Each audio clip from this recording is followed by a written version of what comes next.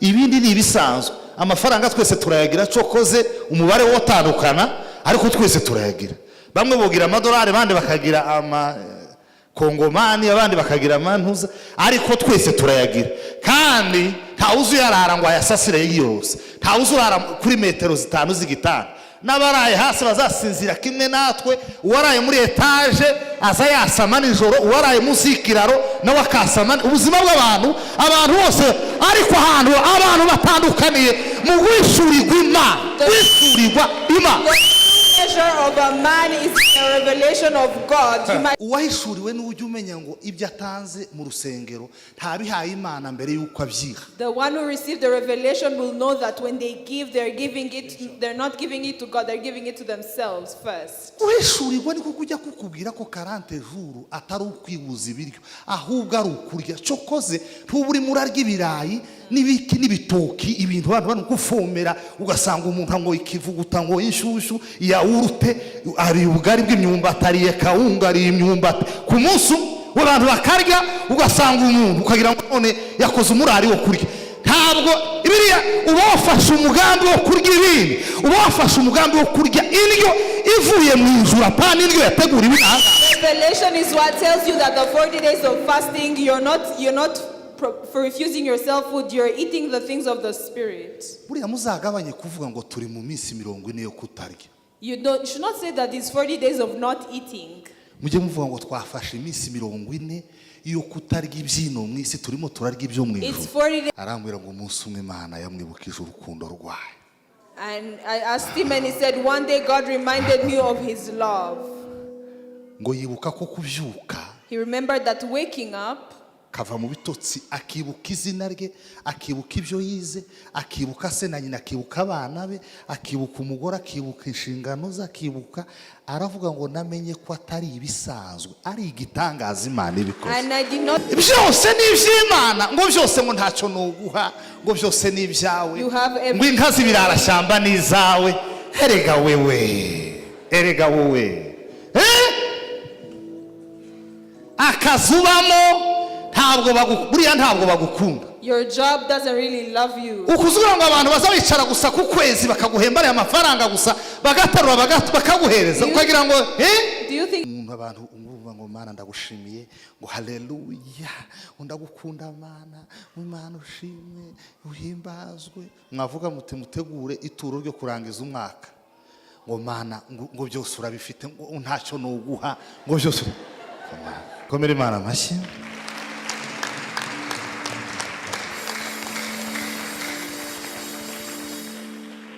Turishimye cyane kubwo abavyeyi bacu bari hano na bavandimwe n'imiryango yenda tutoshobora kuvuga. We're very happy for our family, our parents, our siblings, our relatives that are here.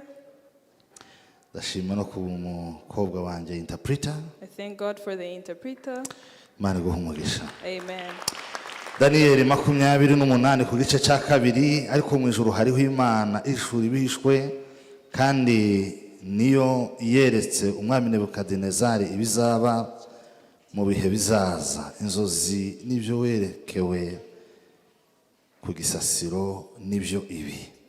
Hanyuma Bikorinto ba mbere 2:9 n'uw'10 haravuga ngo ariko nkuko byanditswe ngo ijisho ritigeze kureba n'ibyo ugutwi kutigeze kumva, ibitigeze kwinjira mu mutima w'umuntu, ibyo byose Imana yabyiteguriye abayikunda. Amen.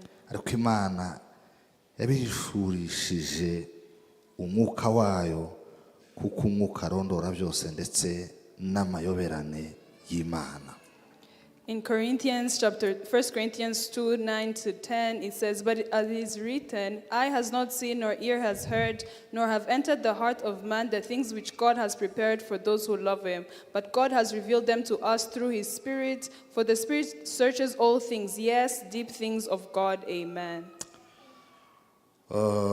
Abefeso igice cya mbere 17 na 18, kugira ngo Imana y'umwami wacu Yesu Kristo ariyo data wa twese w'icyubahiro ibaha umwuka w'ubwenge no guhishurirwa, bitume muyimenya. Ngo amaso y'imitima yanyu abone uko ahweza, mumenye ibyo mwiringizwa n'iyabahamagaye, mumenye n'ubutunzi bw'ubwiza bw'ibyo azaragabera. That the God of our Lord Jesus Christ, the Father of glory, may give you the spirit of wisdom and revelation in the knowledge of him, the eyes of your understanding being enlightened, that you may know what is the hope of his calling, what are the riches of his glory, inheritance in the saints. Amen. Hano ni mu rugo. We are at home. Tuyoboye umuryango witwa Calvary Wide Fellowship Ministries. We are from a ministry called Calvary Wide Fellowship Ministries. Iyerekwa ryacu n'ubuzima bwuzuye. Our vision is life in its fullness. Ubuzima buri mu Imana, abantu ndetse n'ubushobozi. With God, people and possessions.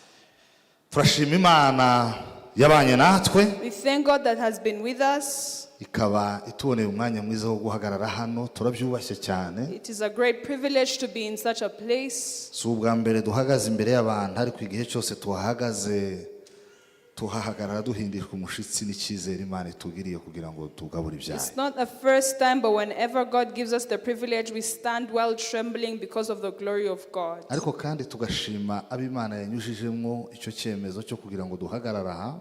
We thank God for those that became the channel that we may be standing here.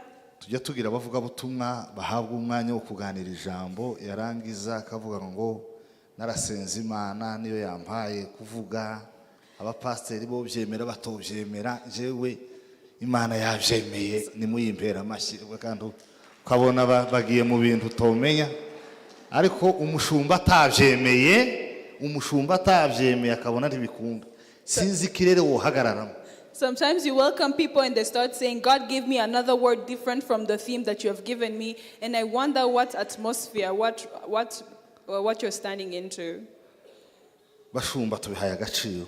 We honor this. N'ubuyobozi bwose bw'itorero And the whole leadership of the church. Ni byiza cyane kukwizera kugira ngo ushobore guserva abana mu muryango. It is good that you have trusted us to serve the children at home. Tuzagaruka igihe cyose Imana izaba ibidushoboje. We will come back every time God will give us the ability.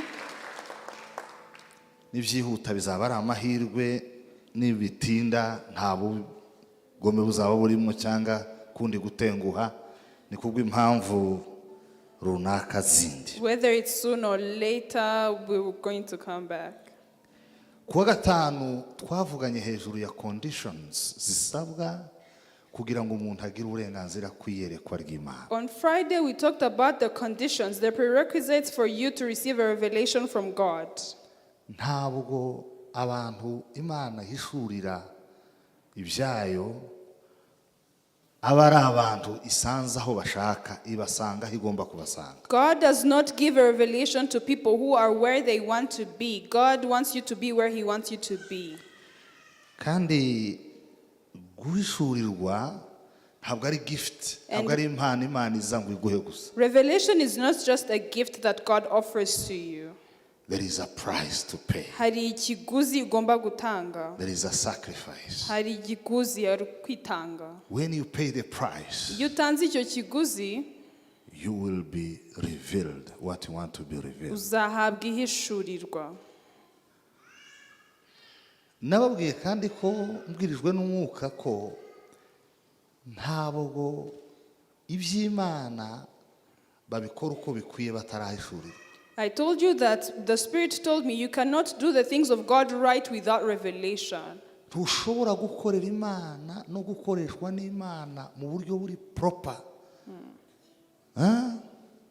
Utarahishurira. You cannot serve God or be used by God properly if you have not yet received a revelation.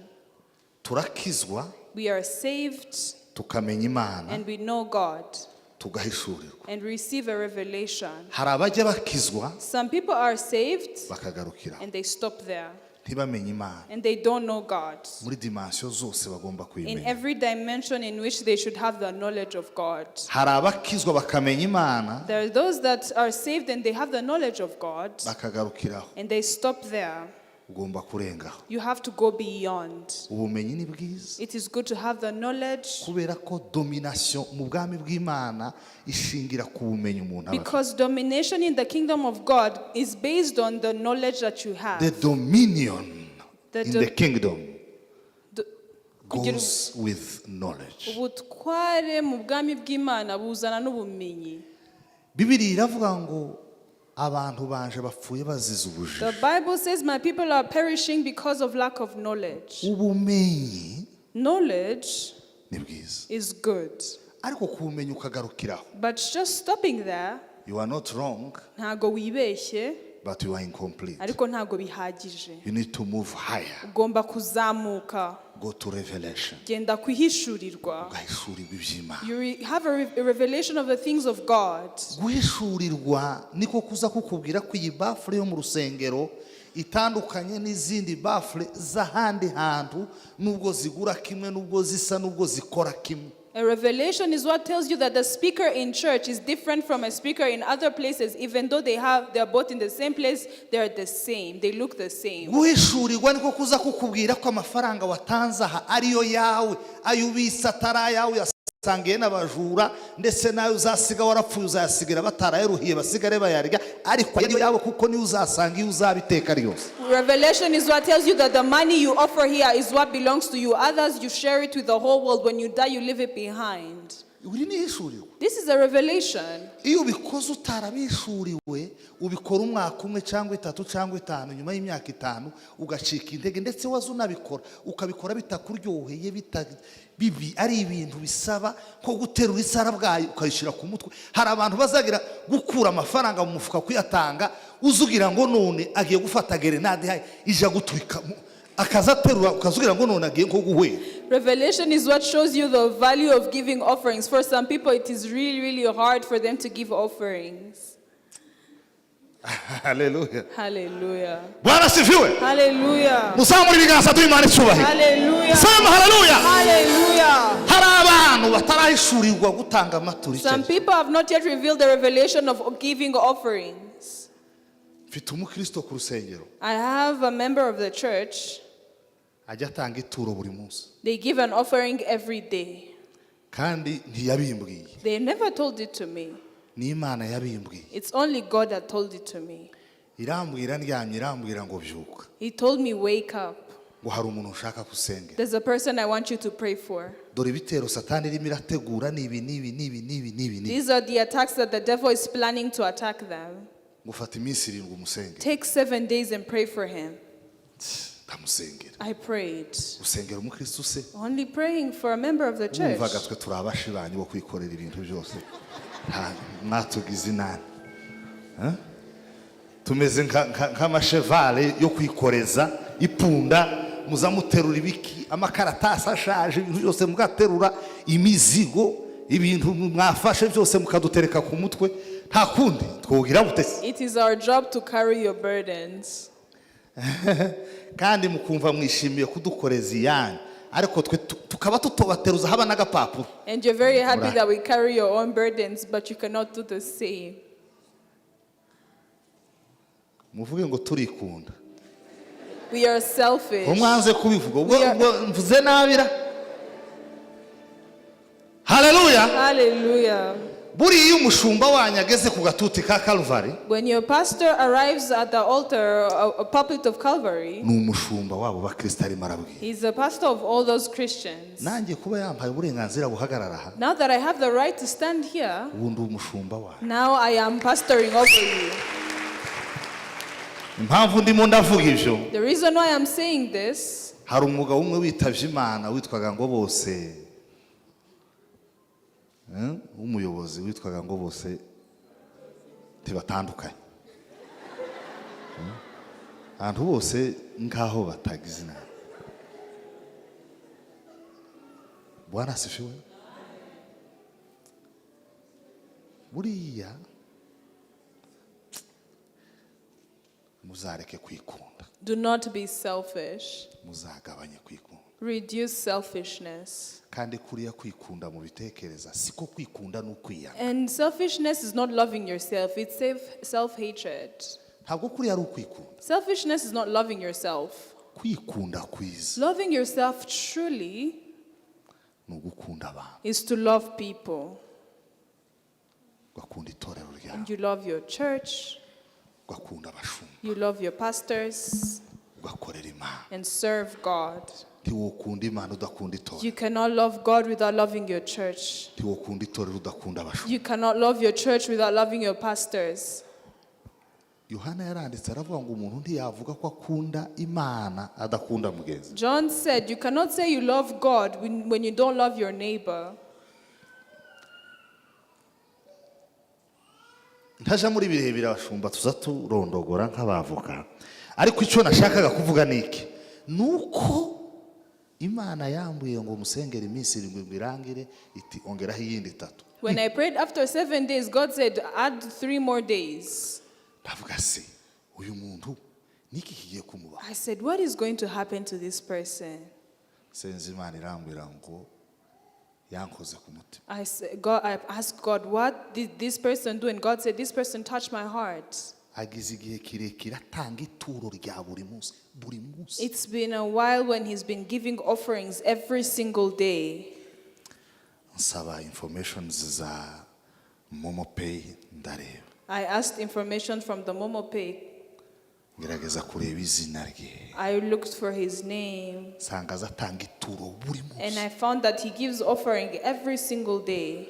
Mwazaritanga saa 6 z'ijoro. One at noon or midnight. Ubundi mu gitondo abyutse. Other times in the morning. Ubundi nka saa 4 ari mu kazi. Others at 10 when he's at work. Sha uri umugabo. I said, you are truly a man. Mbonye yararimbye ngo abagabo bararutana. Uko twese twambaye amakoti dufite n'amadiplome bamwe ariko abagabo bararutana, kandi abagabo barutanwa mu guhishurirwa Imana. Ibindi ni ibisanzwe. Amafaranga twese turayagira, cokoze umubare wotandukana, ariko twese turayagira. Bamwe bogira amadolari, abandi bakagira kongomani, abandi bakagira amantuza, ariko twese turayagira. Kandi ntawuzi yarara ngo ayasasire yose, ntawuzi urara kuri metero 5 z'igitanda. N'abaraye hasi bazasinzira kimwe natwe. Uwaraye muri etage aza yasama nijoro, uwaraye munsi y'ikiraro nawe akasama. Ubuzima bw'abantu, abantu bose ariko ahantu abantu batandukaniye mu guhishurirwa Imana. The measure of a man is a revelation of God. You might sleep.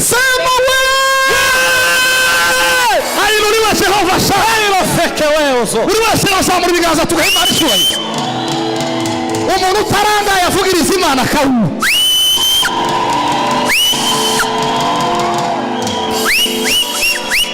Sema haleluya. Atukuzwe Imana ihimbaza. Ihabwe icubahiro.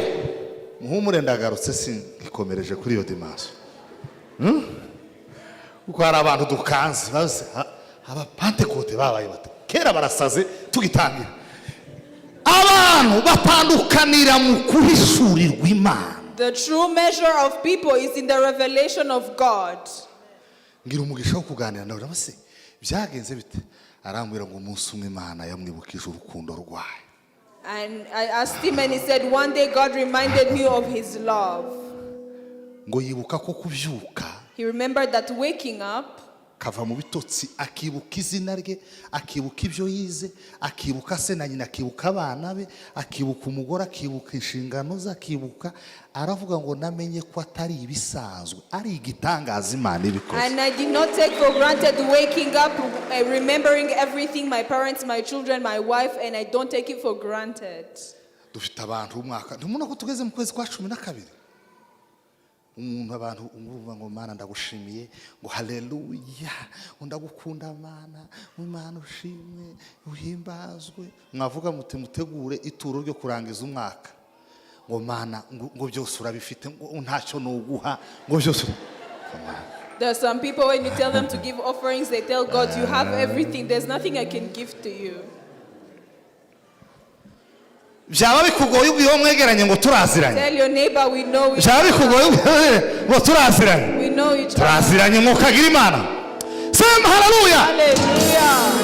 Byose ni iby'Imana, ngo byose ngo ntacyo nuguha, ngo byose ni ibyawe. Ngo inkazi birarashyamba ni izawe. Erega wewe. Erega wowe.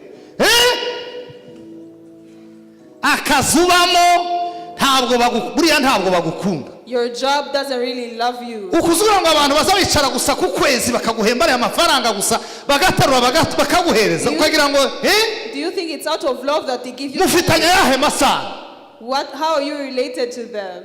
kwezi kwa mbere hobo 2 3 5 6 umwaka ugashira umuntu atibuka tithe utibuka icyacumi utibuka gusangira n'Imana utibuka kuramya Imana utibuka kuzirikana ibyiza Imana ikora yaguhaye kare akazi abandi covid yabakuyemo bari hanze aha nabo sinzi uko indirimbo bari mu kuririmba zidahuje ibitero abantu bafite kajagari kenshi wewe warangiza Imana urarangije mabaga yaratambutse ntibakwirukana wewe nishe yaragize ngo bagabanya abandi wowe urimo abandi bagira uke wowe urimo ukwezi amezi abiri ariko mugira ubwoba buke mwabakristo mugira ubwoba buke umukristo uzurya icyacumi akamara amezi abiri 3 akaryama agasinzira ako mugira ubwoba buke. For 2-3 months go by and you're not giving tithe, you're not being recognizing God for everything that He's doing. You're fearless. Ese mvuze gute nihangana ko kera nari ngiye gutongana wabandi mumbabare Bwana Yesu asifiwe atukuzwe ivyo ntabwo biza byizana ntabwo ari ibintu bijya byizana biva mu guhishurirwa. That doesn't come by itself, it comes from revelation. uwahishuriwe n'ujye umenya ngo ibyo atanze mu rusengero ntabihaye Imana mbere yuko abyiha. The one who received the revelation will know that when they give, they're not giving it to God, they're giving it to themselves first. Uhishurirwa niko kujya kukubwira ko 40 jours atari ukwibuza ibiryo ahubwo ari ukurya cyokoze ntuburi murarya ibirayi n'ibiki n'ibitoki ibintu abantu kufomera ugasanga umuntu ngo ikivuguta ngo inshushu ya urute ari ubugari bw'imyumbati ariye kawunga ari imyumbati ku munsi w'abantu bakarya ugasanga umuntu ukagira ngo none yakoze umurari wo kurya. Ntabwo ibiriya uba wafashe umugambi wo kurya ibindi uba wafashe umugambi wo kurya indyo ivuye mu ijuru apana indyo yateguriwe n'aha. Revelation is what tells you that the 40 days of fasting you're not for refusing yourself food, you're eating the things of the Spirit. Buriya muzagabanye kuvuga ngo turi mu minsi 40 yo kutarya. You should not say that it's 40 days of not eating. Mujye muvuga ngo twafashe iminsi 40 yo kutarya ibyino mwisi turimo turarya ibyo mu ijuru. It's 40 days of not eating worldly things but eating things of heaven. Guhishurirwa niko kujya kukubwira ko umuntu ukomeye ari uwapfukamye. Revelation is what tells you that a greatest man is the one who's kneeling down. Utakurusha gusenga ntakajya gutera ubwoba utakurusha kwizera ntakajya gutera ubwoba utakurusha gusenga ntakajya gutera ubwoba utakurusha kwihangana ntakajya gutera ubwoba. Abantu bahishuriwe nibo bazi ko gupfukama ariko guhagarara neza. People who have had the revelation know that kneeling down is the best way to stand. Guhagarara neza ntabwo abantu mu kubona bihengetse ku ma etage y'abandi ntafite n'akaruri ko gutahamo akihengeka ku mazu y'abandi ngo ameze atya n'inkweto bagenda bahenanguka nko kumigina bagira ngo gukongo barete ntabwo kuye ariko guhagarara neza n'abapfuka.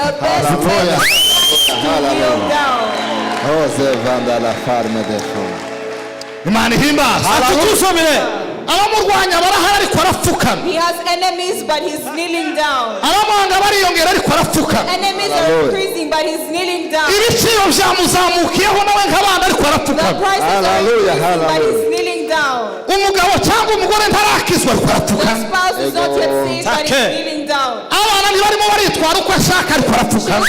She's begging but she's kneeling down. Uwo azahagarara hejuru y'ibisi azahagarara hejuru y'ibigaragaza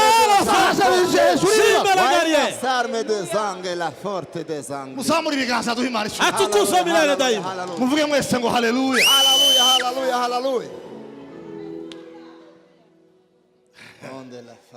Ese biragenda gutuma numva ibintu bibaye nani. Bwana Yesu asifiwe. atukuzwe Mumeze neza. Bwana asifiwe. atukuzwe Uwo ni uzahagarara imbere y'iminsi ntimushobora. He will stand above the days and they will not overcome him. Uwo ni uzahagarara imbere ya Kigali He ntizamuhotora. will stand in Kigali and it will not destroy him. Uwo ni uzahagarara hejuru y'Kigali Kigali ntizamuhotora ngo imushobore. Kigali will not overcome him. amaboko y'abapfukamye arakomeye isi The ntiyayahotora. hands of Hallelujah. those Hallelujah. the world cannot overcome. Yego. Imana ihimba. Ihabwe icyubahiro. Ubwenge bw'abapfukamye ni bwinshi ku buryo isi ntiyocangacanga ibintu ngo bimucanga. The wisdom of those that are kneeling is so much the world cannot confuse them. Biroroshe guta umutwe udapfukamye, ariko abapfukamye umutwe ntibawutaye barawiyegereje. It's easy to lift your hands when you're not kneeling. Muzamure ibiganza twongere duhimbaze icyubahiro. Wavugiriza Imana karoro.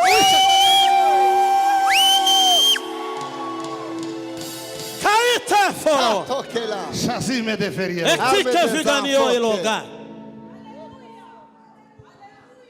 Mu gitondo mwamboneye nari nje nyine none siko mwamumva iruhande rwanje ko ari inana. Bwana Yesu asifiwe. Atukuzwe. Yeah. Musigarana akakantu paruwasi ya Kimisagara, Stay with this, the parish of Kimisagara. ariko muzajya munibukira Remember this when you remember me. abadapfukamye biroroshe ko bata imitwe, It is easy to lose your mind when you're not kneeling. ariko abapfukamye But those that are kneeling, imitwe ntibayitaye they barayiyegereje. have their Ego. minds close to them. Dio. Ego. Taila. Sema haleluya. Haleluya. Yeah. Abantu bapfukamye. Nisho. People that are Hey. Ego. Haba nubwo isi yoremera, haba nubwo abadayimoni bohaguruka, haba nubwo isi uko yomera kose. regardless of what Barakomeye. happens, they're Imana ishimwe strong. cyane. Igiteye ubwoba cyane ijoro ntikizabatera ubwoba. Yego. Takiteve. Imana ihabwe ishimwe. Hallelujah. Hallelujah. Bwana Yesu asifiwe. Hallelujah. Icyampa mugahishura. If only you would have a revelation. Ugahishurirwa n'iyo ntebe wicayeho iyo wicaye. Receive the revelation of the chair you're seated on. Ntabwo ari nziza kuruta zijya zo mu It's muhanda. not better than the one you sit at home. Oya.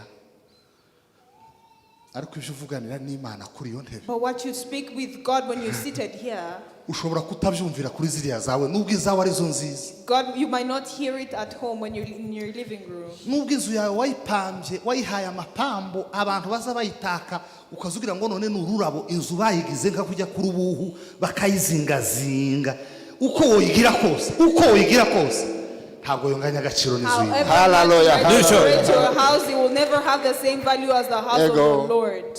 Nicyo gituma mbakangurira iyi nyubako iri aha ngaha abashumba bahe batekereza ngo bubakire abana banyu. Abenshi mu bashumba hano ntawe ugifite abana ngira muri Sunday school. Heza abuzukuru. Ariko nanone ntiwokunda umwana kuruta nyina cyangwa se.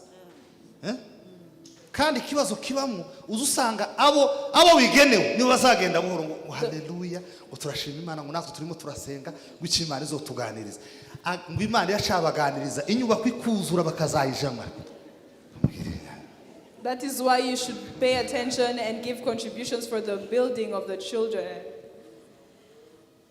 Ese mvuze gute? Twumvise. Bari hamwe shuba. Atukuzwe. Ujye mwiga kutavunisha abandi. Learn not to be a burden to others. Mwe mu buzima bwo kutavunisha abandi. Live a life of not being a burden. Kandi barimo barakora buriya mugeze They kuri are dare ya kabiri. serving.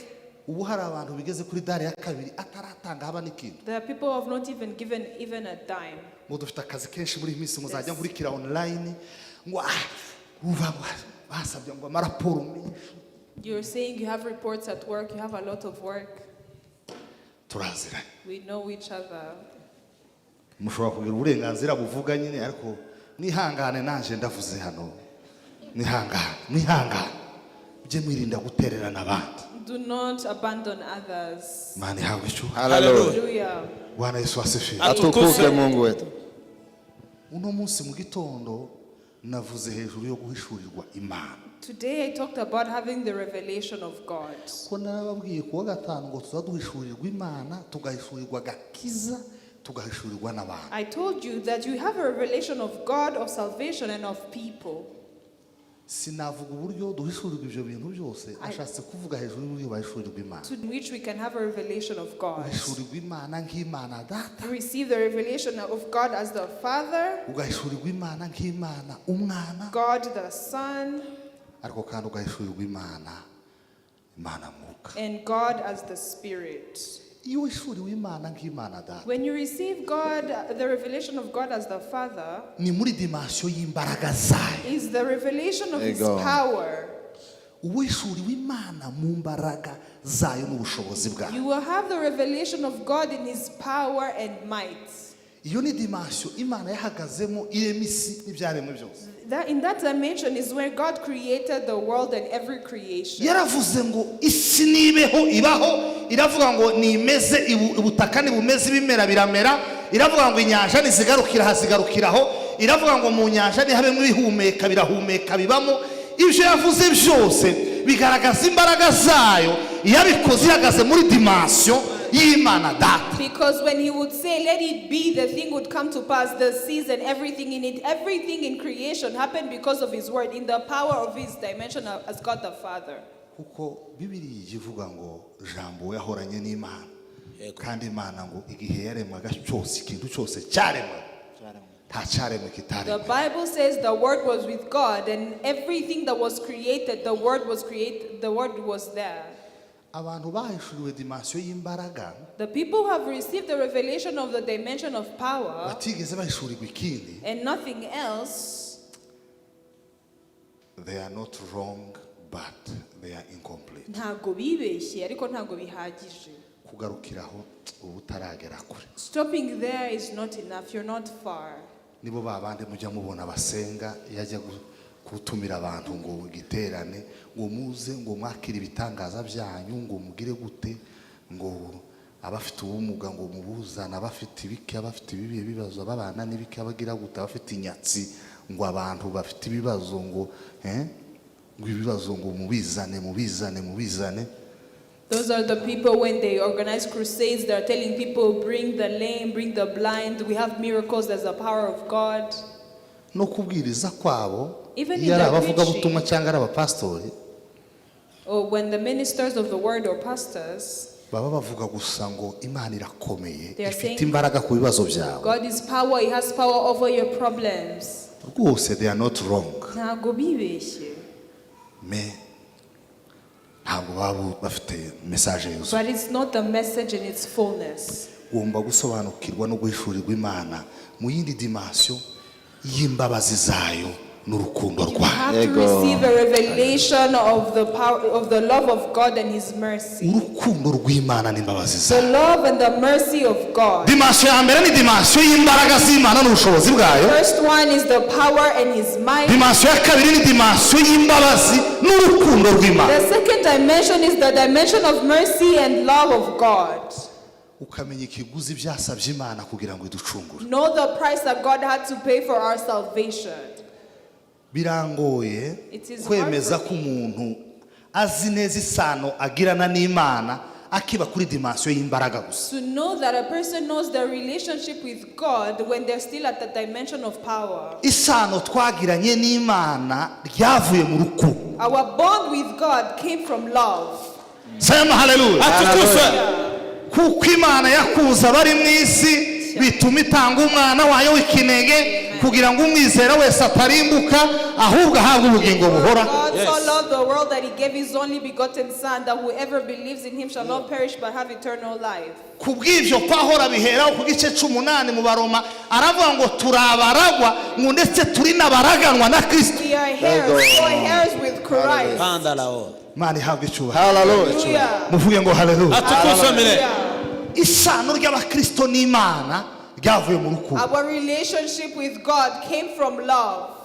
Burya Kristo ku musaraba yari kubise. Christ at the cross was in labor. Rya joro ry'akababaro yari kubise. That night of sorrow, He was in labor. Mu gashamba k'Getsemane nagize amahirwe yo kuhagera yari kubise. In Gethsemane, Jesus was in labor. Ariko umusaraba ari amagambo 7 yavugaga umwana yendaga kuvuka yendaga kuvuka. At the cross, He said the child was about to come out. Ngo avuge ngo birarangiye tuba turacomotse. When He said Hallelujah, hallelujah, hallelujah. Hallelujah. Bwana Yesu asifiwe. Atukuzwe mire. Zamura ibiganza nimba wizeye. Haleluya, haleluya. Sema haleluya. Atukuzwe. Urukundo rw'Imana. The love of God. Kambabwire hari abantu bazavuga urukundo rw'Imana mu kanwa ngo Yesu arankunda Yesu arankunda. Hari abo ni sawa ariko abaruhishuriwe ibitekerezo byabo byahoberanye n'urukundo rw'Imana. Ntibaza babivuga gusa, ibitekerezo byabo byicayemo urukundo rw'Imana, nabo babyicayemo, bicaye mu urukundo rubicayemo, ubuzima bwo guhishurirwa urukundo rw'Imana n'imbabazi z'Imana. There are people that talk about the love of God. That is okay, it's good. But those that have had the revelation of the love of God, their minds and the love of God have been intertwined. It has become one thing. The third dimension is having a revelation of the righteousness of God and His holiness.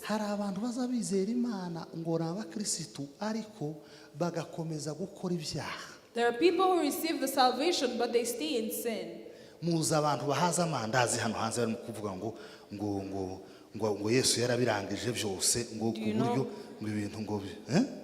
You know the message that is out here, the people that say Jesus finished it all. Do whatever you want. You can fellowship or not. There's no value of your pastor. The tithe was in the Old Testament. When they meet a person who's not had a revelation, they easily sway you. Let me tell you something I learned the last 10 years. The level at which I've seen God and fellowshiped with Him. Haba nubwo Pawulo yozuka akavuga ngo birya twavugaga sibya pana bangaba bariye zakombahirira n'intuze babaye bintuze ibyo ntazangaha bari amandazi n'imikate 15 mu gitondo kimwe akaza ngo araje kumbwira ngo Imana iki iyo nabonye iyo twavuganye iyo twakoranye iyambwiye ndayumva iyambwiye ndabibona iyankorera itangaza ntari ishoboye ivyo imiryango itari ishoboye ikabinkorera iyo jewe nabonye iyo zagumaho niyo zizera niyo zakorera niyo ziringi. I said forward to resurrect and come back and tell me that what they said was not true. The God I have seen in my life do miracles, do things my family was not able to do. That is the one I'm going to stay with. Knowing the holiness of God and the holiness of God. The benefits of understanding the power of God. Number one, it gives you the ability to differentiate your God from other gods. There are other gods that have arms that don't work. Some idols have mouths but they don't speak. Idols that don't have power.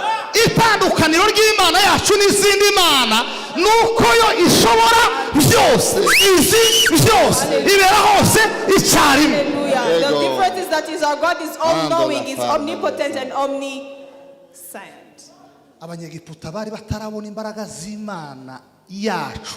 Ariyo ya Israeli kwitandukanye n'Imana zabo kugeza umunsi nkoni ya Mose yakoze icyo bita mu Gifaransa étranglé avalé sans mâcher. Inzoka ya Mose yavuye mu nkoni yari afite yamize izindi nzoka zose zo mu Egiputa. Baravuga batari uko bimeze kose iyi ifite imbaraga. Imana yacigira imbaraga ziruta ibindi byitwa Imana zose kandi tuzotubimenye iyo twahishura. Our God is so powerful and we can only know that when we have a revelation. Hallelujah.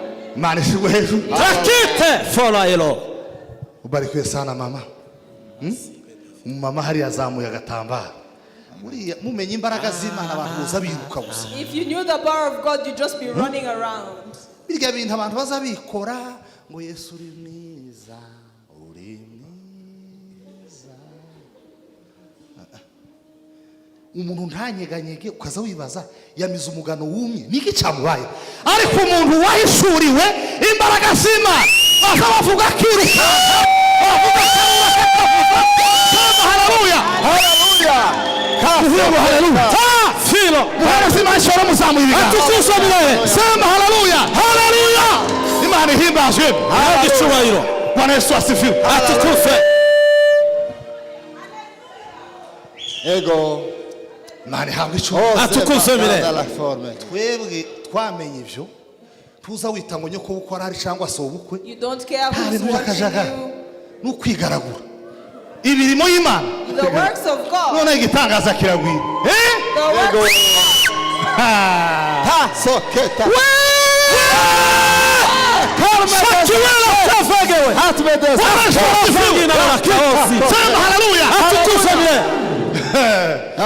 Abasobanukiwe imbaraga z'Imana Those who have an understanding of the power of God, bazi ko n'akaruru ko mu nzu y'Imana gatandukanye they know n'induru that the zahabu. shout in the house of God is different. Ndio. Imana ihabwe icyubahiro. Hallelujah. Imana yacu itandukanye n'izindi God mana is different from other gods. iyo twahishuriwe imbaraga zayo. When we have the revelation of His power. Icya kabiri imbaraga z'Imana zidushoboza Number two, what the power of God enables us to do. iyo twazihishuriwe When we have the revelation of it, tujya tubona impamvu zo gukomera no gukomeza iyo byakomeye. we have reasons to Yego. continue pushing and be strong when things are Nibyo. hard. hanze aha ntibyoroshe bavanga. It's not easy on the Ibintu biri hanze. outside. Things that are happening out here. Imana ihereza umugisha barimo barashaka. May God bless those that are getting married. Umuhungu wo muri fiyansaye aza yibebeza nk'umwana w'umushishe akamagira atya ukazwira ngo nonega ngo ni amahoro. Iyo atangiye gukubita amaguru hasi yafashe mu mufuka atashye nimugoroba asigaye atahatinze yitera parufe agataha arimo aranyunyuza bombo kugira ngo utumva ibyo yanyweye akajagari katangiye. Haza birakomeye igituma dukomera tugakomeza mu bwishuru bw'imbaraga z'Imana. What makes us strong in these hard seasons is the revelation of the power of God. Imana ihimbaza. Amen. Molava. Mu kazi birakomeye, At work it is difficult. abacuruzi birabakomeranye, For business people it's also the same. abashatse bafite ibibazo, Those that are married have issues. abatarashaka barabaza Imana nimba yarababeshye. Those that are not yet married are also asking God if He has not yet lied. Imana It's not izibeshye lied. ko yavuze ngo nzakora ubukwe, none se nzabukora narakutse amenyo bizagenda. You ask God, why is it taking long? Ntabwo twaje mu marushanwa yo gushaka inaha. We did not come for competitions of getting married. Gushaka ni byiza batarashaka Imana ibiba. It's good to get married. May God give it to you for those who want it. Kubyara ni byiza batarabyara Imana ibibakorera. Having children is good. May God give it to Ariko you. ntitwaje mu marushanwa yo gushaka no kubyara, twaje mu marushanwa yo gukora icyo twaremewe. Twaje mu marushanwa yo gukora icyo We did twaremewe. not come for a competition of Hallelujah. having children and getting married. We Deal. came to fulfill our divine destinies. Muvuge ngo haleluya. Hallelujah. Imana ihabwe icyubahiro. Haita furayo. Tujya tubona imbaraga zikomeza kandi zikomera igihe byakomeye. We find the power to strengthen us and to continue when things are hard. Hazabira akazi. Out here it's hard. Hari abapasiteri babivuye, There are pastors that have left the ministry. hari abashumba babivuye, There are ministers that left it. hari abahanuzi babivuye. There are prophets that were discouraged. Ariko umuntu wahishuriwe imbaraga z'Imana, But a person who has received the revelation of the power of God, iyo bikomeye arikomeza agakomeza. when it's hard, they strengthen themselves and they continue their journey. Icya gatatu cy'inyungu yo guhishurirwa imbaraga z'Imana no gukomera The kwayo, third benefit of having a revelation of the power of God, ujye umenya uko ubanira imbaraga z'Imana. you know how to maintain the power of God. Imbaraga z'Imana barazibanira. You know how to maintain it. Ntabwo ari juste kubaho gusa ngo imbaraga z'Imana zirahari ngo zizokurwanirira.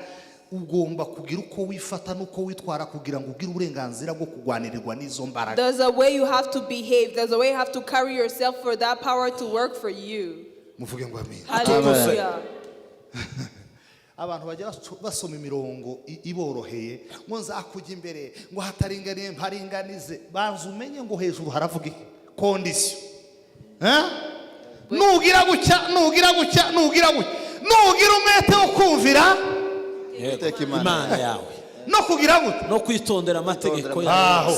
Ariko abantu bose ngo nzakujya imbere ngo haleluya jetiya iranuzavo ko nakajagari kiwanyu na bene wanyu. Hari inyifato kugira ngo ugire uburenganzira ku mbaraga z'Imana. Hari inyifato, hari comportement, hari uko wifata kugira ngo izo mbaraga ziringanize ibitaringaniye. For you to have the power of God to flatten the mountains that are before you, there's a character, there are behaviors that you have to maintain the power of God. Imana ishimwe cyane. Hallelujah. Bwana Yesu asifiwe. Ainuliwe Bwana wa majeshi. Chevize de morte. Kastao figa ningamula karose. Triangle de changement des enfants. Mani hawe icuba. Atukusemere.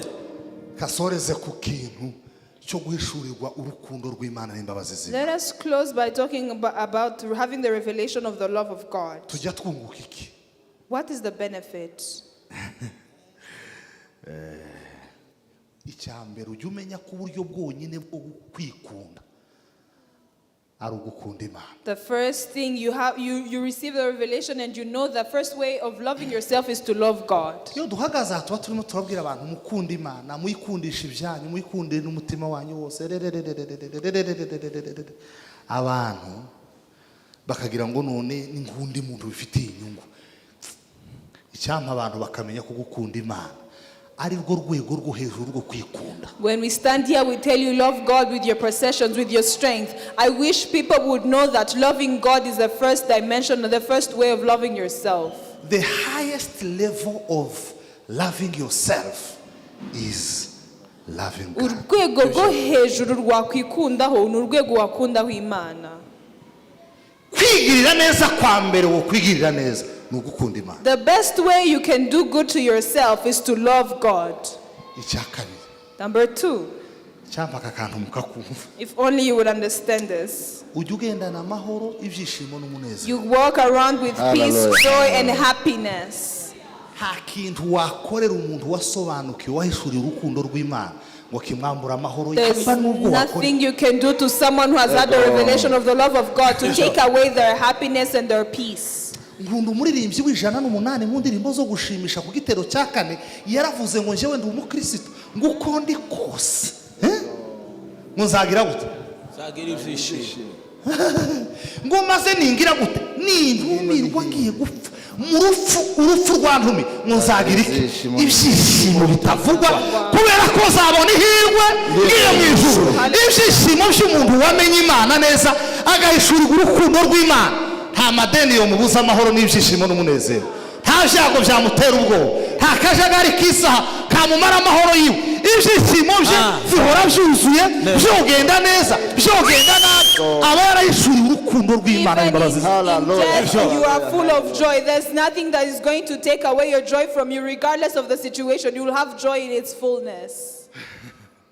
Uriya Yobu yari yarasobanukiwe. Job had the understanding, the revelation. Cyo cyatumye nyuma yo kugenda kw'abana be. That's why when the children had died, Avuga ati navuye mu nda ya mama he ntacyo. said, I came from my mother's womb naked. Nzasubira mu nda y'isi ntacyo. I will go back to it naked. Ibyo nahawe n'Uwiteka ntibyanteranya nawe yarabimpaye yarabisubiranye izina rye The Lord rihabwa. has given, he has taken away, glory be to his name.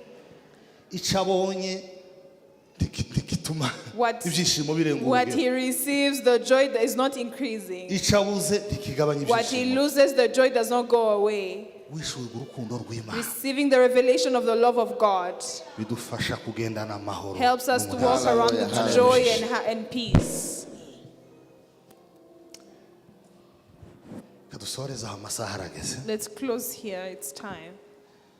Kuki umwuka wera arimo aranyemeza ko hari abantu basubiye inyuma mu bintu byose navuze byo gutanga icacumi, kwitabira gahunda z'itorero kugira gute mwatambutse hano nkabasengera ko umwuka arimo If aranyemeza you ko feel defeated by the word, please come forward. The Spirit is convincing me that there are people who have been defeated by the ibyaha word. byanje. There's nothing else that shames me except my sin.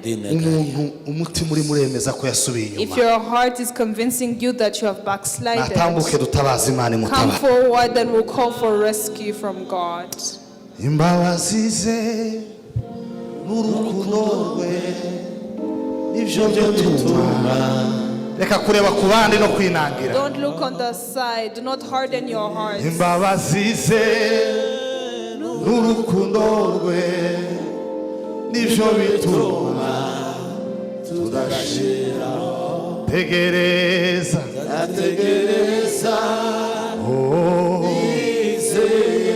haguruka ku maguru yawe. Stand Aya ni up. amahirwe Imana itanze uyu munsi. Imbabazi ze koza Satani isoni wimwemerera. Come forward.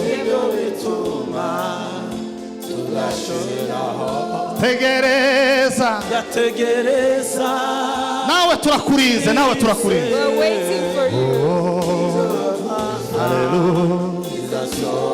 nta soni bite mbabazi ibabasise Passe-me des enveloppes, va-o. Passe-me des tegereza gategereza Adoração des enveloppes. ivyo yavuze migambi kuko imigambi yawe n'abandi twese duhaguruke ntacyo bitwara imigambi kuko imigambi yawe kuri nge kuri gari myiza nzakomeza mvize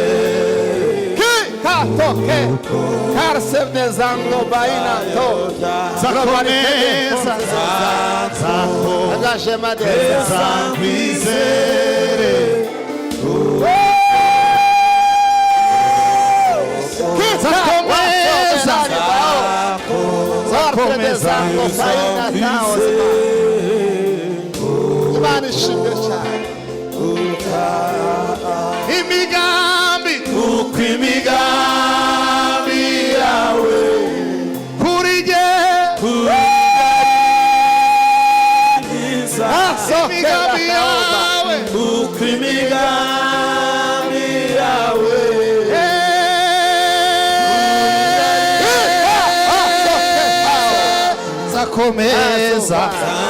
nzakomeza neza kwise haleluya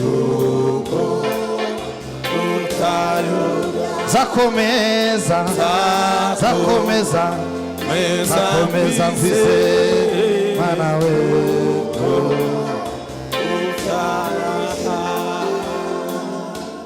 mana ya Ibrahimu na Isaka na Yakobo twese dusengere bene data mu mbaraga z'ubutware bwa Kristo wabambwa je vise de meritro terre des envies ongela mnazavani terre des inférieurs façon de wangala mnazavani terre de cardia promotion de vin de la procata la uzambina cardiation de vérité de pensée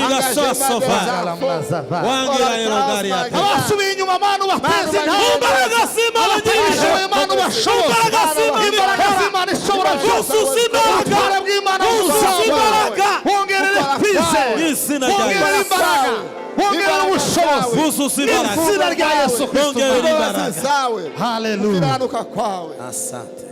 Mana ihabwe icyubahiro Amen. murakoze cyane mwasubira mu myanya yanyu